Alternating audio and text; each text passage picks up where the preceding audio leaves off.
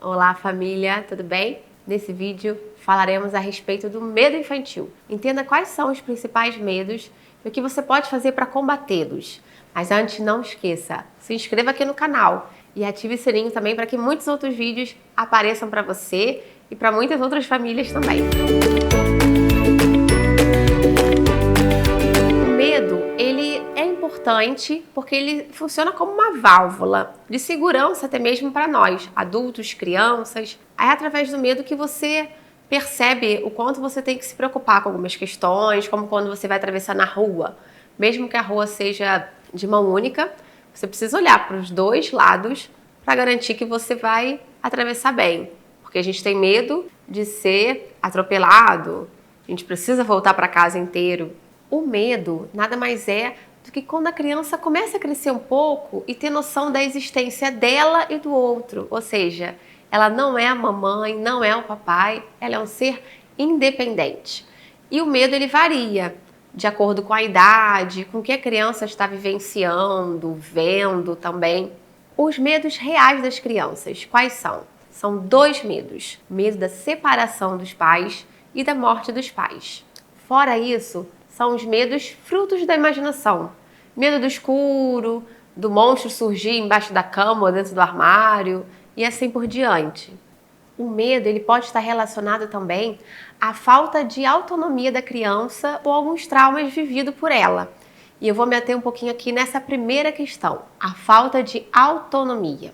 É comum o pai e a mãe querer sempre auxiliar o seu filho, só que esse excesso causa uma insegurança, que é a falta de autonomia, e, consequentemente, pode causar um medo relacionado a alguma coisa.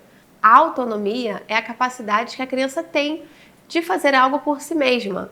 Torno a repetir, depende da faixa etária da criança, mas é importante que ela consiga fazer algumas coisas. Quanto maior autonomia que a criança tem, maior a segurança e a força que ela vai ter dentro de si. Então, essa segurança ela ocasiona o quê? Uma força para ela vencer, enfrentar alguns medos e aflições. Outro ponto relacionado ao medo que inconsciente ou conscientemente alguns pais fazem com seus próprios filhos é simplesmente colocar medo neles. Você já se pegou falando com seu filho? Não vai até ali porque tem um tubarão, não pode entrar no mar, ou algum outro exemplo? Isso pode ocasionar sérias consequências. E você, depois de adulto, pode ou não perceber que isso foi ensinado lá atrás, lá na sua família de origem. Pare e pense um pouco agora sobre você. Quais são os seus medos enquanto mãe e pai? Algumas coisas, como eu falei, podem ter sido ocasionadas na sua infância. E às vezes a gente não tem essa noção e nem força para conseguir passar por esses medos e enfrentar essas aflições ou pequenas agonias que às vezes podem nos paralisar. E mesmo depois disso tudo, se seu filho continua enfrentando muitos medos, algumas aflições ou agonias que estão paralisando ele, eu separei 4 dicas muito importantes para você conseguir praticar dentro de casa. Primeira delas, não ignore o medo do seu filho e nem minimize esse medo, essa agonia dele. Então você precisa acolher essa criança, escutar o que ela tem para dizer, quais são os seus medos ou aflições. Segunda dica também, procure jogos e livros que tenham essa temática. Por exemplo, lá em casa, o primeiro clássico que eu trabalhei com as minhas filhas foi Pluft. Eu trabalhei Pluft por conta da história linda que tem o livro. E aí, sem querer, eu percebi que eu estava ocasionando um pouco de medo na minha filha mais velha.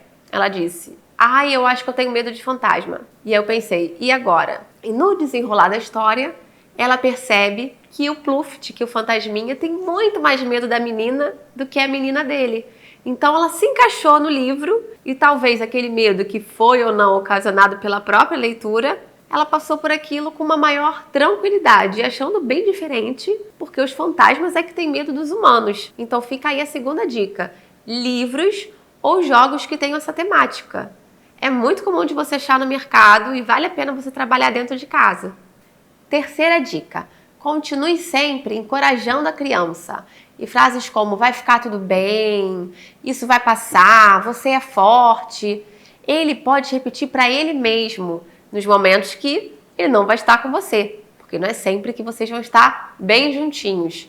E você precisa ensinar algumas frases dessa para que o seu filho possa internalizar e falar em voz alta ou falar para ele mesmo. E a quarta e última dica, não menos importante que as anteriores, o abraço. O abraço é algo que cura muito. E uma pesquisa feita pela Universidade de Miami indicou que o abraço ajuda a reduzir as preocupações e acalmar a pessoa. Nem precisava falar isso. A gente sabe que abraçar nos conecta sempre com quem amamos, passa segurança, esse amor.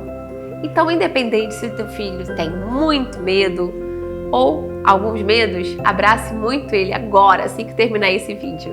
E aí, quais são os seus medos também? Pode comentar aqui, eu tenho o maior prazer em responder sempre os comentários, viu? Muito obrigada mais uma vez pela participação e não esqueça do like e da sua inscrição. Beijos e até a próxima!